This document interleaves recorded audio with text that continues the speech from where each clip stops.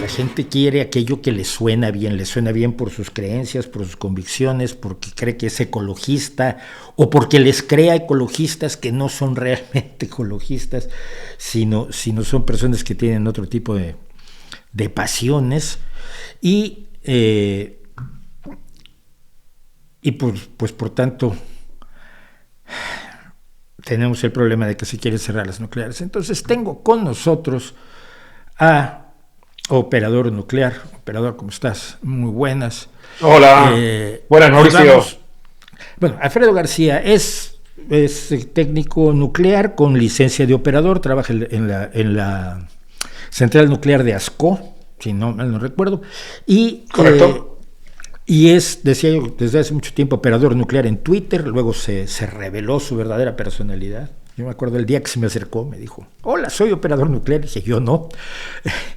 Y la razón por la que quisimos conversar es que hoy me desayuno con la noticia, bueno, con un mensaje privado de Alfredo, diciendo que estaba iniciando una campaña de Salvemos las Nucleares junto con la Sociedad Nuclear Española, porque necesitamos de explicarle al gobierno español que lo que le han contado Ecologistas en Acción y Greenpeace y toda esta gente no es cierto, y que si queremos luchar contra el cambio climático necesitamos las nucleares, queramos o no. Rápidamente firmé, rápidamente apoyé y rápidamente le dije, te invito a hablar esta noche, y rápidamente me dijo que sí. Así que, pues muchas gracias por estar con nosotros. Cuéntanos básicamente qué es la petición y por qué las 221 personas que nos están viendo en este momento tienen que ir corriendo a change.org y firmar la petición Salvemos las Nucleares. Pues mira, el motivo es bastante sencillo. Resulta que estamos en una transición energética, estamos intentando reducir las emisiones de gases de efecto invernadero. Esto lo está haciendo todo el mundo, prácticamente sin excepción. Todos los países están intentando reducir las emisiones y hacia una transición hacia energías bajas en emisiones. No nos confundamos con transición hacia energías verdes, energías renovables, No, es una transición hacia energías bajas en emisiones, porque el objetivo no es tener un 100% renovables. Ese podría ser un medio. El objetivo es reducir las emisiones. Y en ese contexto, el gobierno que tenemos en España lo que hace es cumplir su programa electoral, porque supongo que creen que eso les va a dar votos. Creen, porque creo que les va a restar votos, en mi opinión. Bueno, voy a hacer eso y al mismo tiempo voy a cerrar las centrales nucleares. Es decir, estamos intentando avanzar en un sentido y lo que hacemos es reducir en otro al mismo tiempo. O sea, nos estamos frenando nosotros mismos.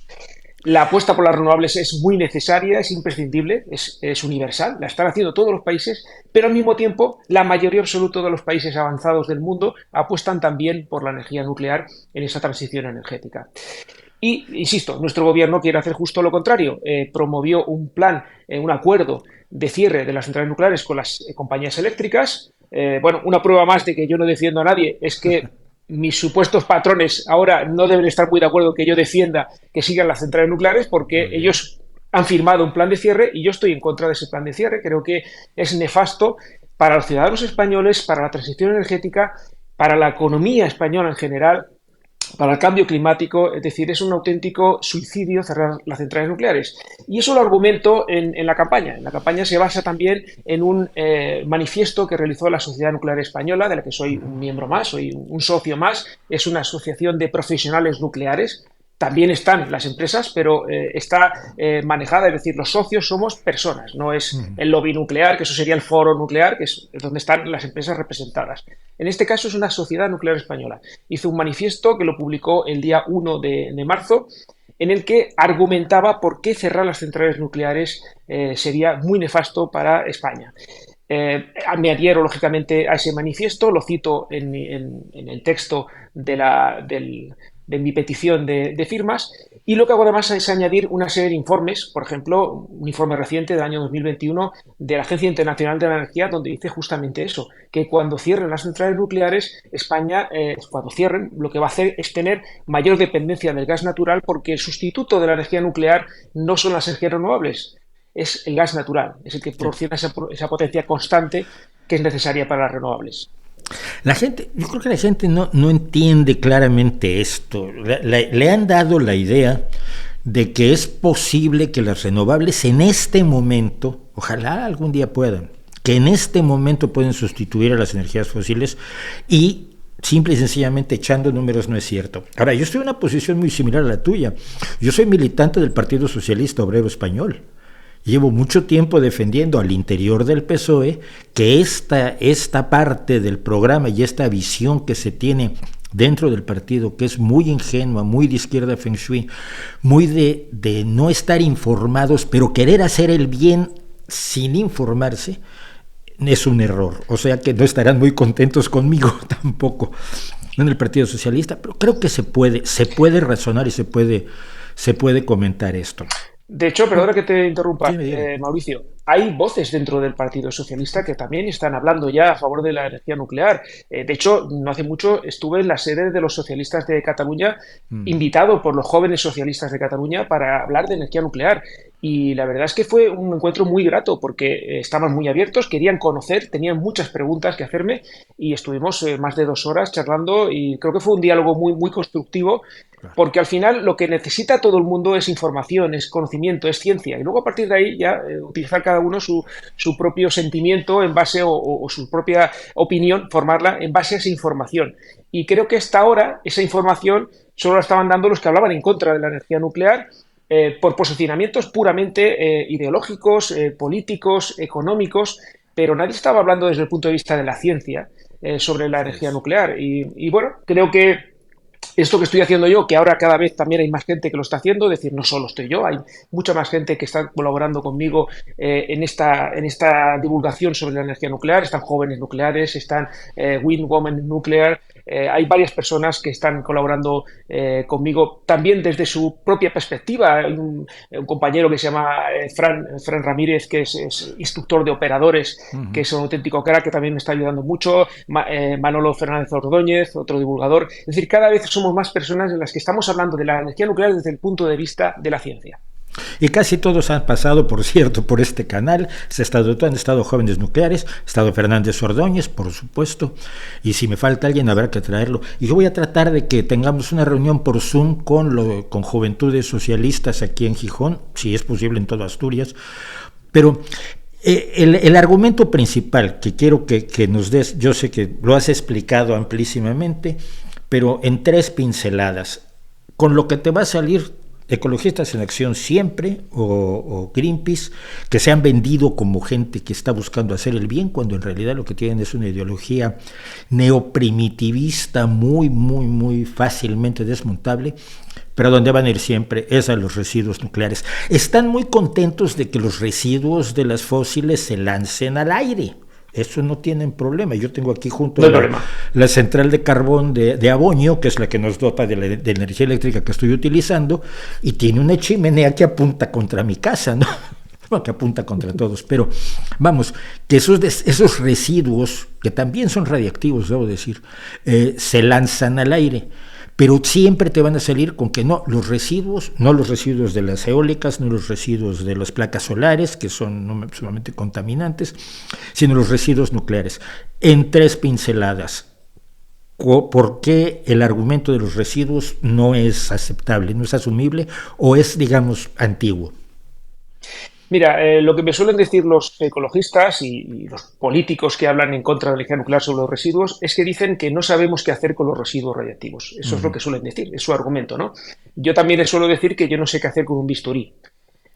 Entre otros motivos, porque no soy cirujano. Es decir, sé que existen los bisturís, sé que alguien los utiliza para operar, pero sinceramente no opero a personas, yo opero reactores nucleares y yo manejo residuos radiactivos. Entonces creo que es mejor preguntar, como estás haciendo tú, a las personas que manejamos residuos radiactivos.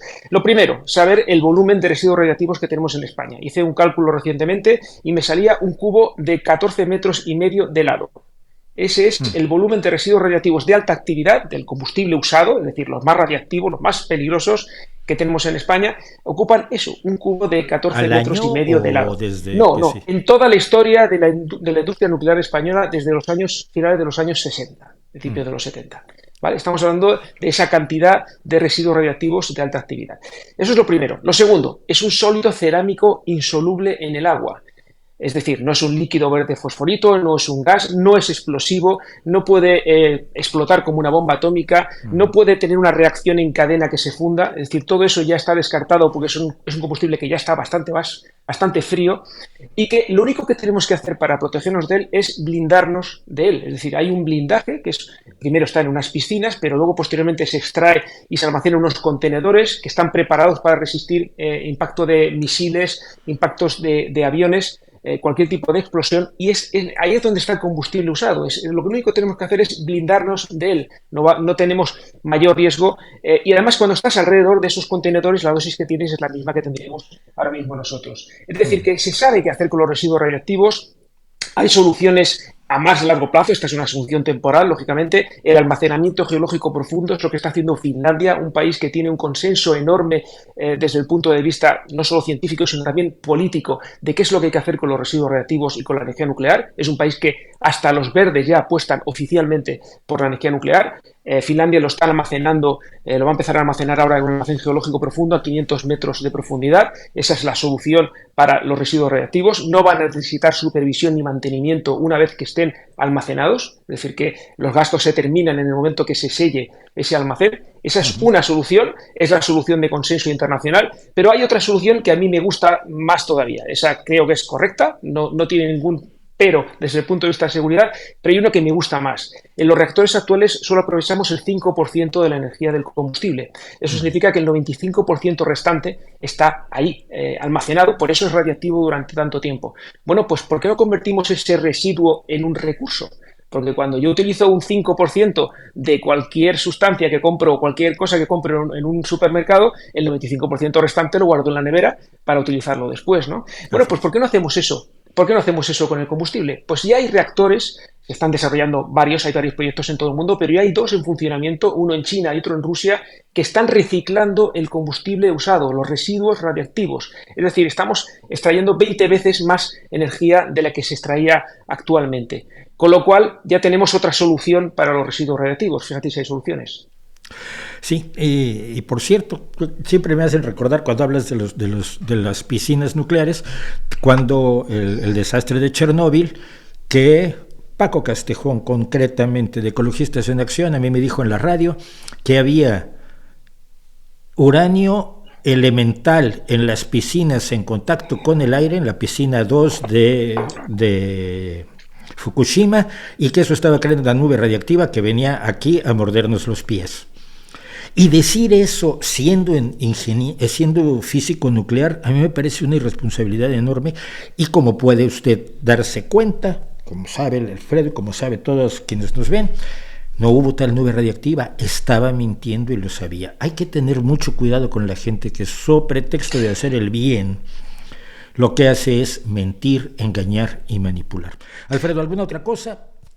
Bueno, una puntualización. Este señor Paco Castejón ahora es consejero del Consejo de Seguridad Nuclear, nombrado por Podemos, elegido por Podemos, y ahora está decidiendo sobre el futuro de las centrales nucleares españolas.